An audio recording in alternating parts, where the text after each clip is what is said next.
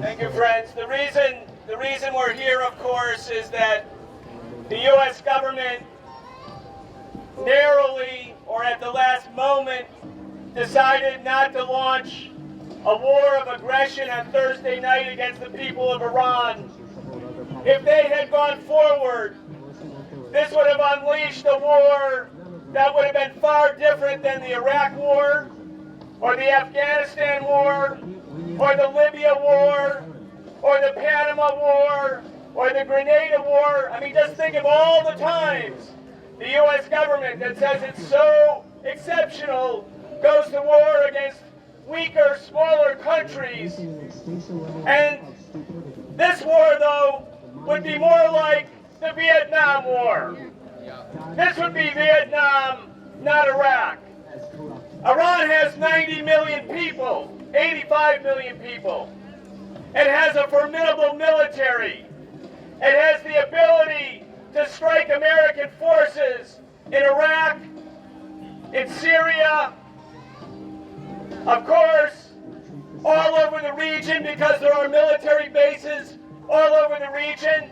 And if Iran retaliates, which Iran will do, you can be absolutely certain of it, then the war hawks like Mike Pompeo and John Bolton will say, and the media and the Democrats will echo the refrain, see how aggressive Iran is, we have to escalate.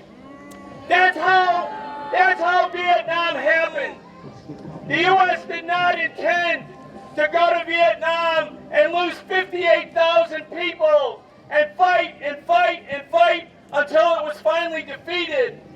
The arrogant, power-hungry war makers were certain that if they staged a military demonstration of strength, the Vietnamese would get down on their knees. They would say, yeah, we're ready to compromise. We're ready to surrender. We want peace. And the Vietnamese should have taught them a lesson, because the Vietnamese said, eventually your soldiers will want to go home, but we are home.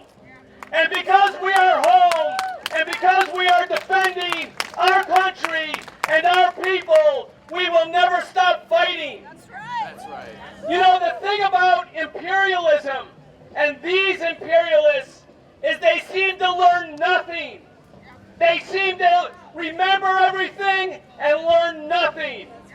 They actually believe that because they have the biggest military in the world, that the formerly colonized people in the world will surrender. And guess what? This is not the 19th century. This is the 21st century. Iranians, Venezuelans, Cubans, Nicaraguans, Palestinians, all the people in the world, they're not going to surrender. They're going to fight. They're going to resist. And so the question is for us, for the American people, do we let these lunatics drag us into another Vietnam? Or do we stand up? Do we resist? Do we fight back? Do we mobilize? Do we organize?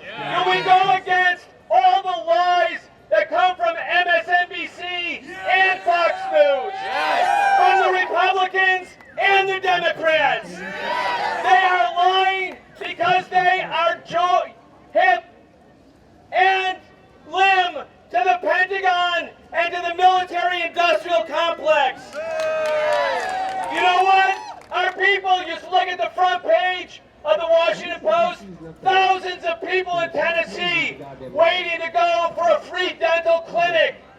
This same government says to the American people, to the poor, who make up half the country, we don't have money for you. We don't have money so you can go to a doctor. We don't have money so you can go to college and not be stuck with student debt. We don't have money for that.